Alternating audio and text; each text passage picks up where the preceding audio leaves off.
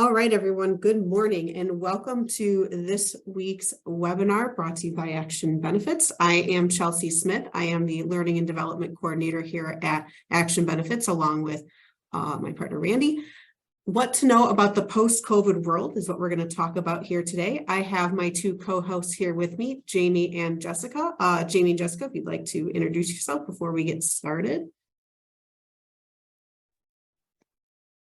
Hi, everyone. I'm Jessica Schmaltz. I have been with Action for a little over 10 years now. I started in the group space and moved over to individual and Medicare within the last 2-3 years. And I'm happy to be here with you today. All right, Jamie, if you'd like to introduce yourself, please. Hello, everyone. I'm Jamie Romeo. I work on the group side. Been here almost 11 years now.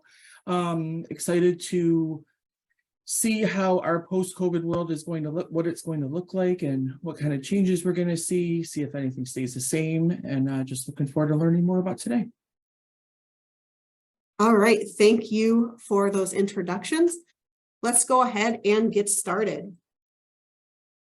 So our outcomes for today, what I'd like you to be able to do as an agent after you leave my session today is be able to comfortably talk about the importance of the PHE, explain the changes coming within the end of the PHE, and talk about the other changes to the health insurance industry that are coming up and surrounding the COVID-related care.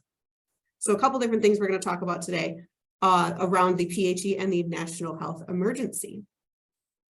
So a brief history of the public health emergency, just so that we can kind of get our background set before we start our play here. On March 13th, 2020, President Trump declared a public health national emergency due to the spread of COVID-19. I'm sure we all remember that day. The details of this declaration were announced a few days later on the 18th. And this public health emergency was renewed every 90 days since that day until April 13th of 2023, when President Biden signed a bill to end the national emergency, which is different than the PHE though. So keep that in mind. But while even to this day, it still is kind of unclear exactly what items fall under which legislation, the PHE or the national emergency, this act was the one that granted Congress the power to react to COVID as it was unfolding 3 years ago now. So now, as one might imagine, there is no new legislation that can be created in relation to COVID. On May 11th, 2023, the public health emergency expired, and FEMA will end the PHE on May 11th, 2023. This will bring to a close the legislation that surrounded the policies we will be talking about today, and reinstate many of these policies back to their pre-pandemic state, with the exception of some timeline grace periods to get everybody back on track, which we're going to talk about a little bit later.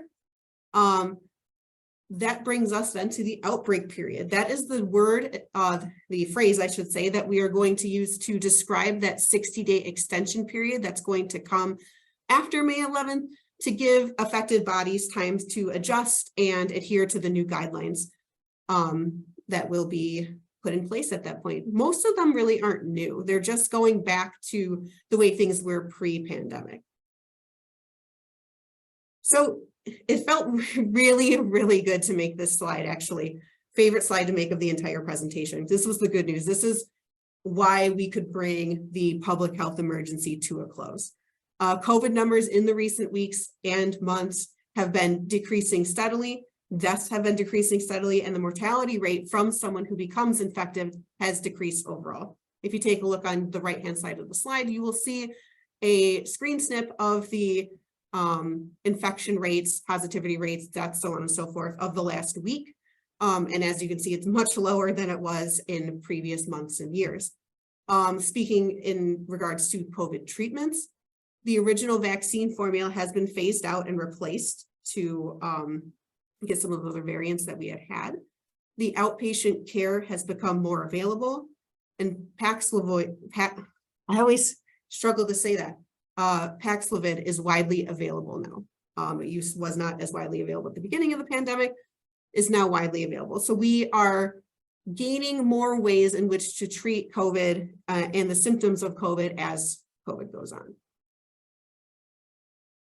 So Krista Klein, the Vice President of Client Services at Grand Rapids Priority Health, summed up really well the changes that are going to be made on May 11th. If you remember any slide from my presentation today, I hope you remember this one. COVID-19 will be treated, for lack of a better way of saying it, just like any other diagnosis and according to the plan specifications and benefits for that particular member. At the end of the day, it just becomes in accordance to your plan benefits. Think of it kind of like as the flu. COVID is going to be treated similarly to the flu in regards to plan coverage and such, but there's a couple little things that are going to change, but for the most part, a lot of stuff is just going to go back to normal. So public health emergency changes. Keep in mind here as well that while these changes might not affect some people at all, others' coverage might change immediately. And coverage providers must inform their enrollees of this change at least 60 days before the change occurs. But if a plan or an issuer makes changes to coverage during the PHE, the departments will consider that plan to have satisfied its obligation to provide advance notice of the changes if that plan had previously notified the enrollee that the additional benefits or reduced cost sharing were put in place because of the PHE. So that what that means is if a plan announced free COVID tests back in March of 2020, for example, and said that these are going to extend for the duration of the PHE, this is considered an advance notice. And the plan does not have to give any other notification to the enrollee about changes to their coverage.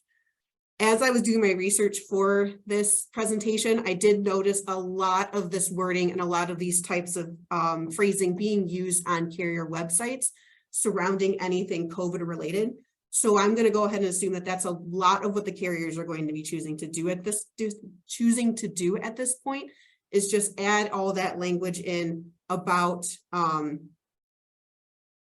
COVID PHEs being the reason why these benefits were being extended. So that way, when they are cut off on May 11th, if they're getting cut off on May 11th, they have met that obligation.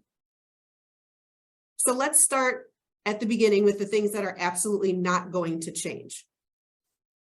So at this point, at the start of the pandemic, opioid treatment centers began allowing patients to start opioid treatment drugs through telehealth without any in-person appointments.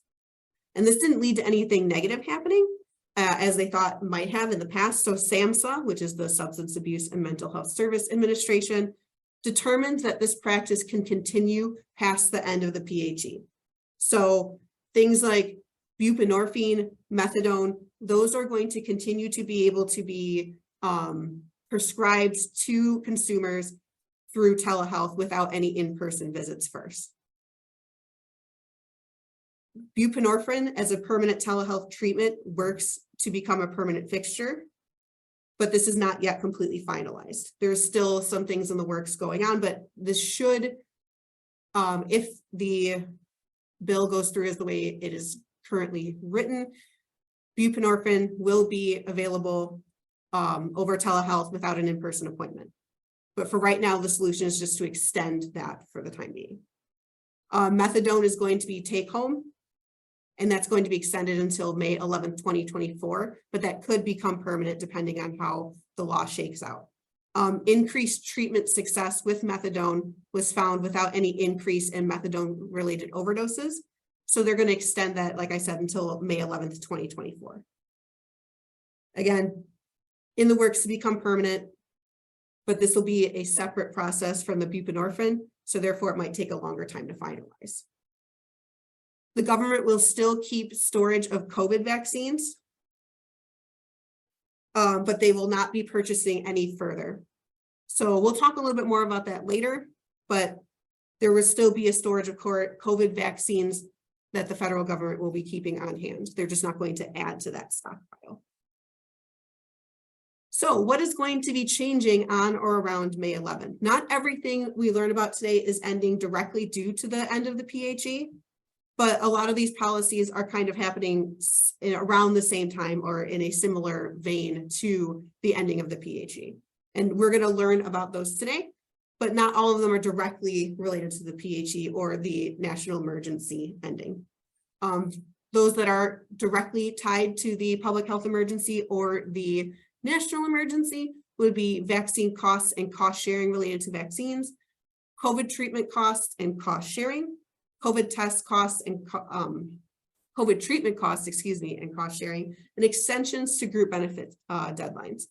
Indirectly, but around the same time, Medicaid is going to unwind. We'll talk about that a little later. And some EBT and SNAP allotments are going to change as well. They actually have already changed, but they happen to change very close to the unwinding, or I'm sorry, the public health emergency. So for vaccines, what is going to stay the same about vaccines? So vaccines are still going to be available and are still going to have distribution authorization stay the same. So the ACA, as we probably already know, requires vaccines and preventative health services to be free of charge for all with public and private health insurance as guaranteed health services. Authorization for vaccines is not controlled by the PHE, so the development and approval of those vaccines is not going to be affected by the ending of the PHE. So if those things are going to stay the same, then what's going to change, you ask? So the federal stock is actually more important in regards to how vaccines will change than the actual ending of the PHE itself. As long as federally purchased vaccines last in that stockpile we mentioned earlier, COVID vaccines will remain free to everyone, regardless of your insurance coverage. Providers of those federally purchased vaccines are not allowed to charge patients or deny vaccines based on the recipient's coverage or network status. If you show up somewhere where there is a vaccine available, they have to give it to you. Out-of-network balance bills are also banned until that stockpile is depleted. Once that stockpile is out and the federal government is no longer providing providers with those vaccines, the vaccines will obviously still be manufactured and available for consumers. Private health insurance is required to cover vaccines under the ACA, like we said before. So those with private insurance, Medicare, Medicaid, will still be able to get access to those vaccines free of charge. But those who want a vaccine will have to make sure they're in network to avoid being charged for the process of getting the shot itself. Otherwise, their provider is able to charge them a balance bill for the administration of that vaccine, but again, not for the vaccine itself. Cost sharing associated with that administration of the vaccine can be applied at that point. If there is someone who doesn't have insurance would like a vaccine, they can still get one. Children without insurance are able to get the vaccine through the Vaccines for Children's program. And as of the webinar, as of when this webinar is being made or recorded today, it's estimated that those who are uninsured are going to pay around $100 per dose for the vaccine once that stockpile runs out. Moderna and Pfizer are working with President Biden right now on a program to get the vaccine out for free for those who are uninsured, but the details of that haven't been worked out as of right now. So there could be a situation where uninsured Americans are able to get the vaccine still at no cost. But again, as of right now, we're not sure if that's exactly how that's going to shake out, but could be. So what questions do we have? Let me check to see if there's any questions before we keep. Nope. All right, let's just keep on keeping on then. So for at-home testing supplies, what is going to stay the same? So free at-home tests are still going to be available as supplies last. So again, just like with the vaccines, the federal government had a stockpile of these tests available, and they were going to continue to give them out as long as the supply lasts. But that supply is not going to last much longer. I'm sure we recall when we were mailed those tests, about a year ago now? Feels like it was 2 months ago, but it was about a year ago now. They were mailing us tests. So once those tests are depleted and that stockpile is gone, tests will only be available for purchase. Some of those tests will be FSA eligible. Tests will supposedly increase in price, but there isn't much out there that's going to say exactly how much those tests are going to increase in price. I quickly Googled it, and it looked like at like CVS, I believe, they were between $20 and $40, depending on what test you were looking at. Those on Medicaid will still receive free at-home tests until September of 2024. During the PHE, those with Medicare Part B covered up to had covered for them up to 8 at-home tests a month. And this will no longer be the case after May 11th, and those on Medicare will have to pay for their at-home COVID tests. Some Medicare Advantage plans might have free at-home tests as an added benefit, but otherwise Med Advantage beneficiaries will no longer be receiving those tests free of charge anymore. Private insurance companies will be able to choose after May 11th if they want to cover at-home tests or not. Most will choose not to cover them anymore. I did a little bit of research, and Blue has already announced that they will not be covering at-home tests. Priority Health, as of today, I checked this morning, hasn't made any announcements regarding the coverage of the at-home tests. But like I said, I did notice a lot of their language expressing the ending of the PHE being May 11. So I'm going to take that as they also aren't going to be covering those at-home tests past the ending of the PHE. And then for UHC, unless they have a Medicare Advantage, MedSup, or a Medicare prescription drug plan with Part B, they will not be extending that coverage of at-home tests past May 11th. So for the most part, it sounds like most of us are going to end up paying for our COVID tests if we want them. But what about PCR tests? So what's going to stay the same with PCR testing is that uninsured will pay for their tests and the administration of the tests. These changes are a little different than the at-home tests. Medicaid will stop covering PCR tests in 2024. Testing is covered by Medicare if the doctor orders the test, but beneficiaries might have to pay an administration fee depending on where they go to get that, that test, just like we talked about with the vaccine. Again, Med Advantage coverages will depend on their added benefits packages. Private insurance will depend on the plan for PCR testing. Blue, Priority, and UHC will all depend on their plan's design to determine if a PCR test will be covered by that plan. So in summary, basically, it just depends on what kind of plan you have for your health insurance, if a PCR test is going to continue to be covered. Telehealth. Okay, so what is going to stay the same with telehealth? When it comes to telehealth, each state will be handling this change differently, with the telehealth expansions remaining mostly the same for the time being in Michigan with a little bit of changes. Right now in the state of Michigan, we allow for synchronous, such as like video and phone chat, telehealth services, and asynchronous telehealth services, such as like chatting or texting, to have, like I said, to use those telehealth services. And Michiganders, I should say, can also use any device to attend their telehealth appointment that works for them as of now. However, in Michigan, it will not be possible for a provider to practice across state borders after May 11th. So Michiganders who would like to continue to use telehealth should make sure to find a provider who practices in Michigan.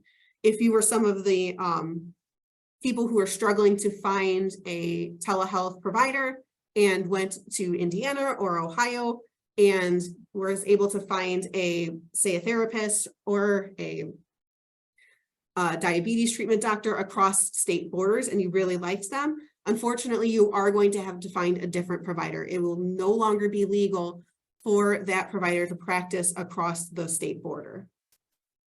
The state border rules are state dependent though. So some states will be discontinuing that border practice like us in Michigan, and some won't be. So if you are practicing in a different state, or if you're selling insurance in a different state, double check with your state's rules. The limits on prescribing certain items over telehealth will be returning to the original rules before the pandemic. Things like controlled substances will have to be prescribed in person. Telehealth products and devices before COVID had to be HIPAA compliant. This process was relaxed in order to broaden access to telehealth services, and that broadening will go away on May 11th, and all devices and software must be HIPAA compliant in order to use telehealth services. However, a 90-day grace period will be granted to give everyone some time to get used to the new changes and get back into compliance.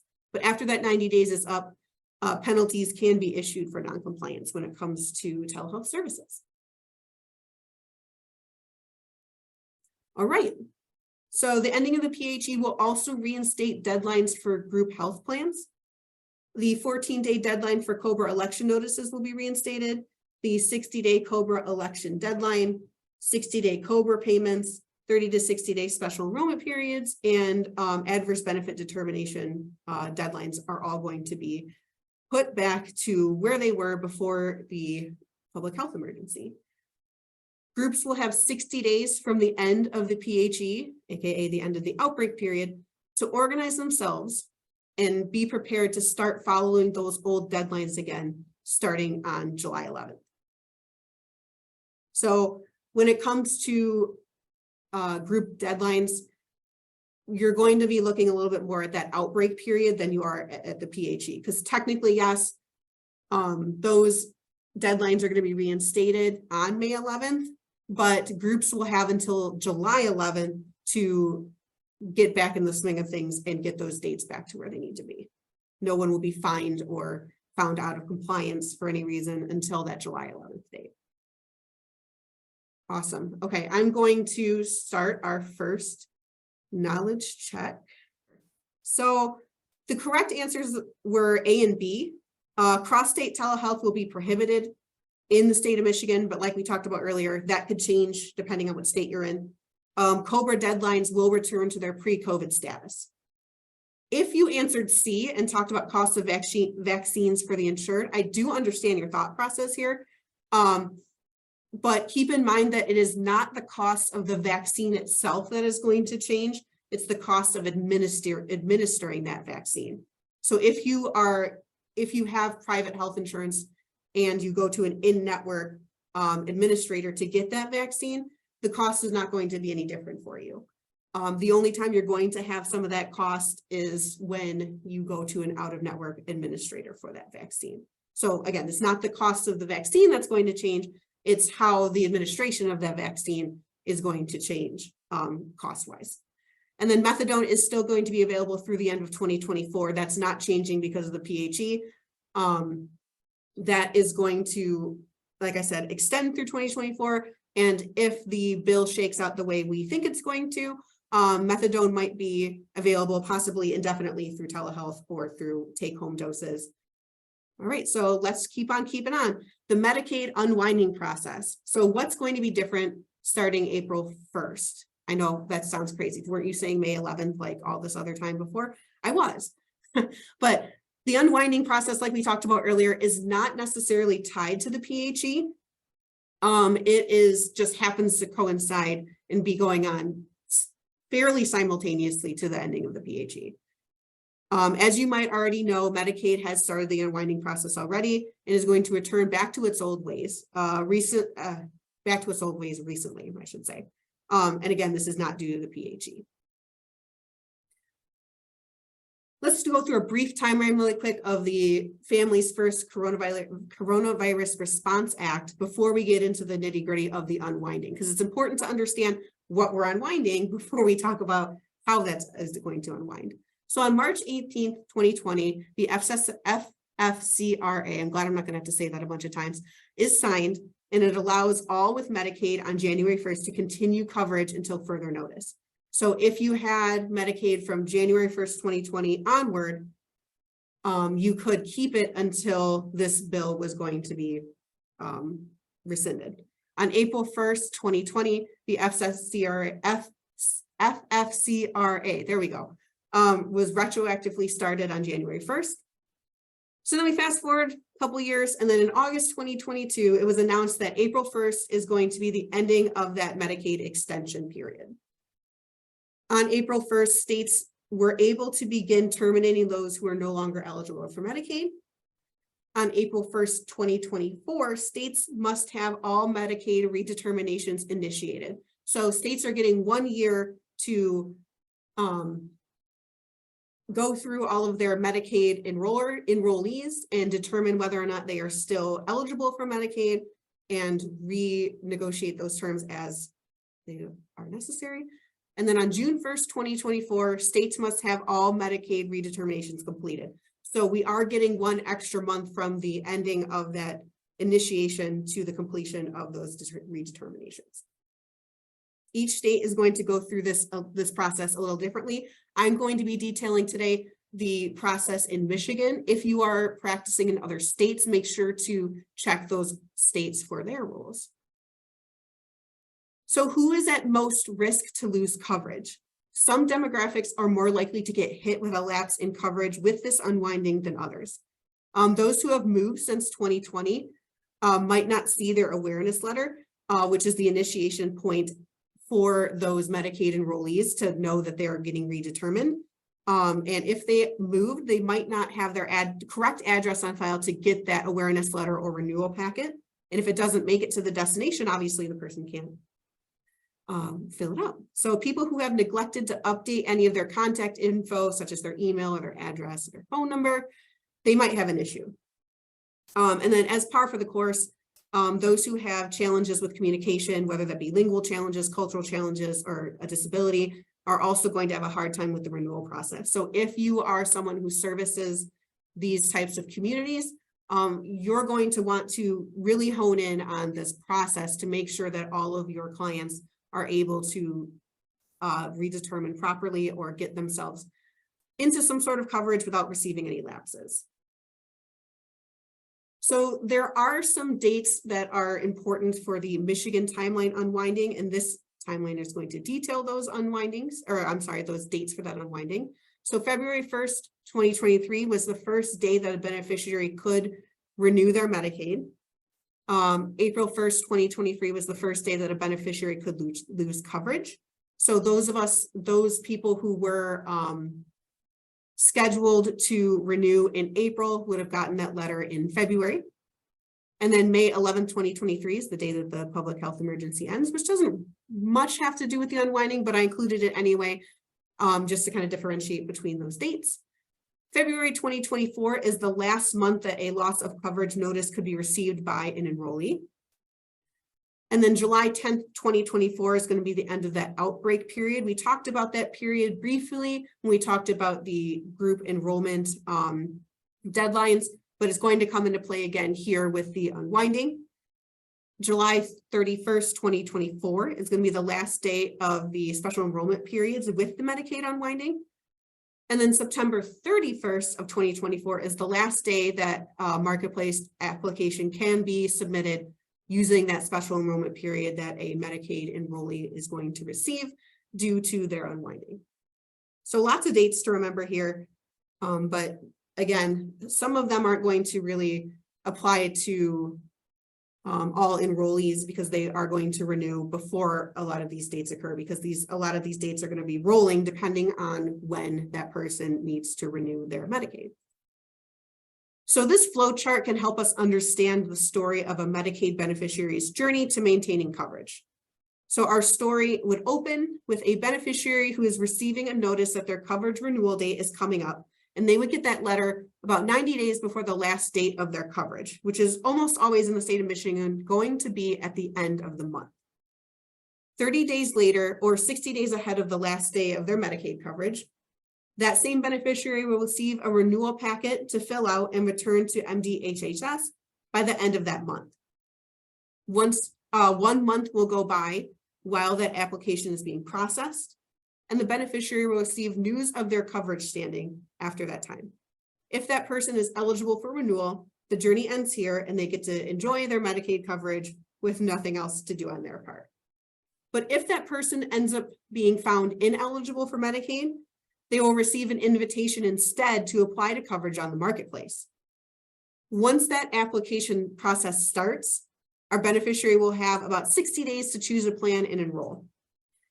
If that person will lose Medicaid coverage at a future date, probably at the end of that month that they are filling out this application, but possibly the end of the next month if that person was really on top of their paperwork and got everything in as soon as they received it. Coverage will begin for her the first of the month after that Medicaid coverage will end. If this person had already had a lapse in coverage, as in Medicaid has already been terminated and this person isn't being covered at all at that moment, coverage will begin for that person on the first of the next month. I saw a question, are we all good? Okay, awesome. Thank you. Glad I have my two co-hosts here to help me with that. This chart you'll see on your screen here details the timelines that beneficiaries should expect in the state of Michigan when experiencing the renewal process. I'm not going to read the whole chart to you, But just basically to sum it up, beneficiaries will get an awareness letter, like we said before, about 90 days before their potential last date of Medicaid coverage. 60 days before that date, they will receive a renewal packet to fill out and return within that same month in order to avoid a gap in coverage. And then with that last 30 days, their renewal will be processed. And if the beneficiaries are found ineligible for Medicaid, they'll receive a 60-day special enrollment period on the marketplace to initiate purchasing coverage for themselves.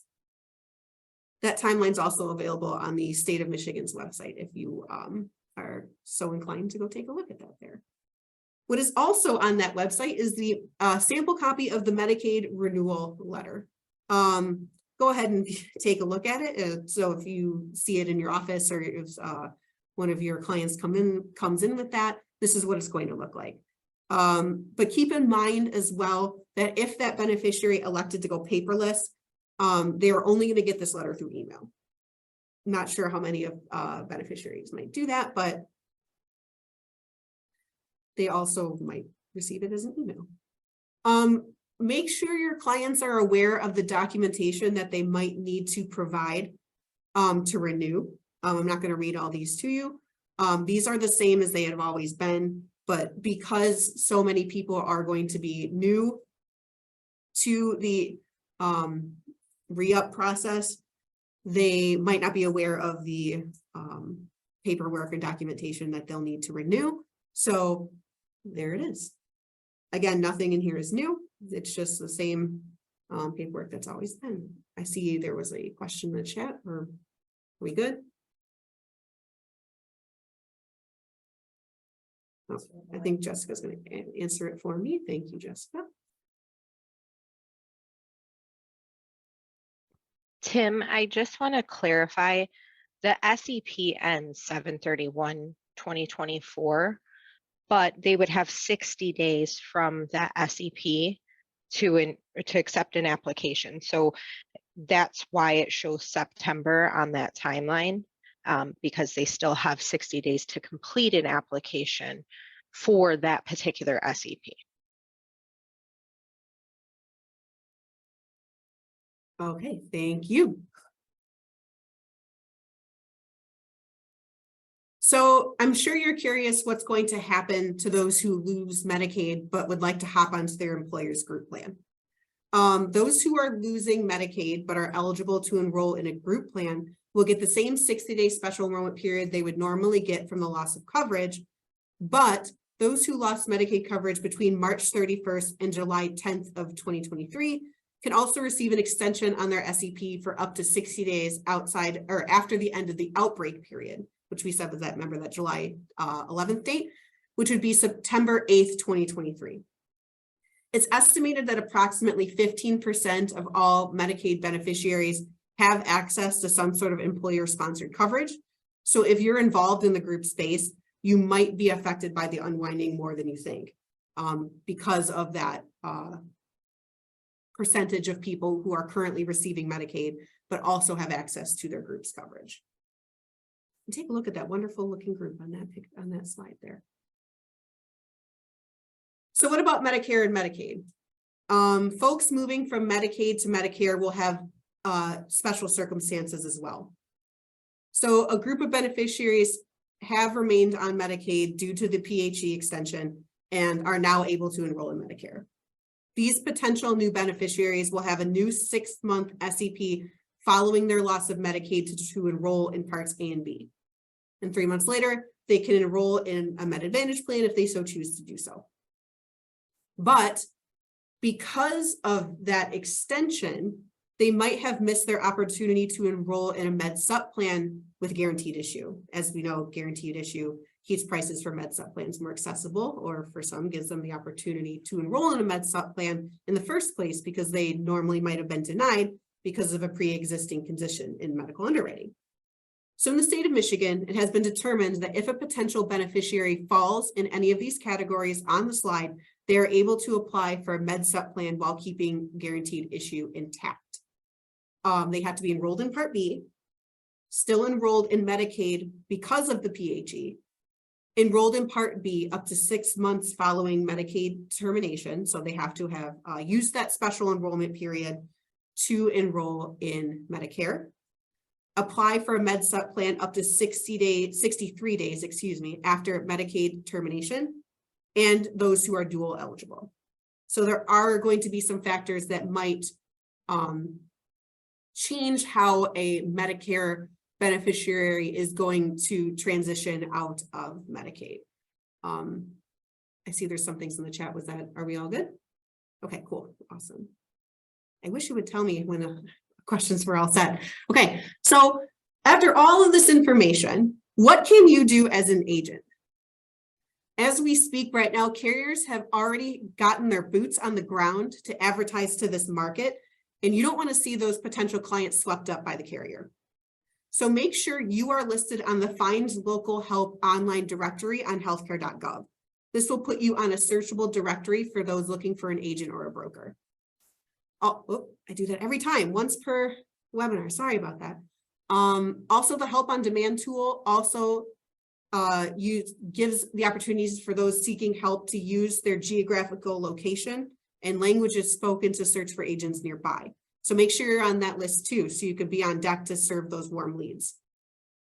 The Michigan Bridges website will ask the user to enter in their address, and it will give them information on local services that can help them navigate this process. If services are available that aren't particularly involved with the unwinding, but are available to them, such as like housing choice vouchers, those are also available on the Bridges website. So even if you're not particularly helping the client with health insurance related things, it is also a good idea to have these non-health insurance tools in your back pocket to support clients in other ways. So unless Jessica or Jamie has anything to add, we are on to our next knowledge check. So the answer I was looking for is A. So Medicaid is still going to have all of the same eligibility criteria. That criteria has not changed. The difference is that those who have met the qualifications at any point during the public health emergency and applied were accepted without anything or anyone checking up on that continued eligibility as time went on.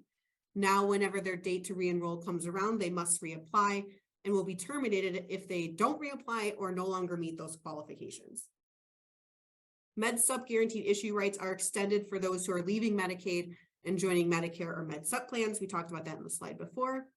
And SEPs are going to be extended for those unwound from Medicaid for both the marketplace and group. It just will kind of depend on whether you're going to be in the individual or group markets, how that extension is going to apply to you.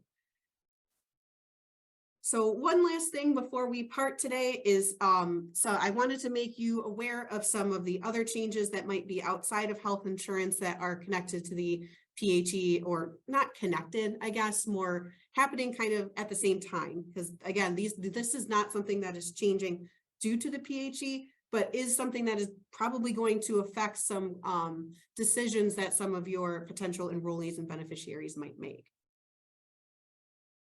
So while I can agree that EBT and SNAP benefits don't necessarily fall strictly under the umbrella of health insurance, having a basic handle on this information gives you two big benefits, I feel, as an agent.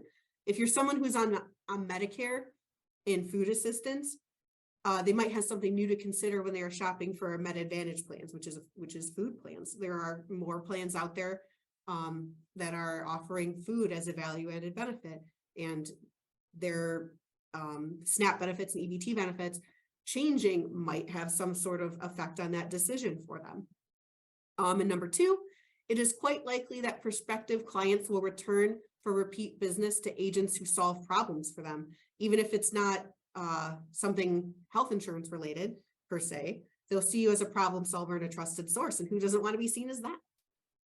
Imagine you get a formal Medicaid beneficiary who lost coverage because of the unwinding, but you couldn't really come to a close on a plan they would afford in the individual space.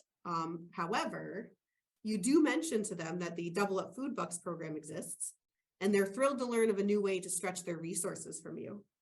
Months later, they come back on their feet, and who do you think they're going to come to when they need an under 65 plan? Hopefully you, so long as you handed them your business card on the way out.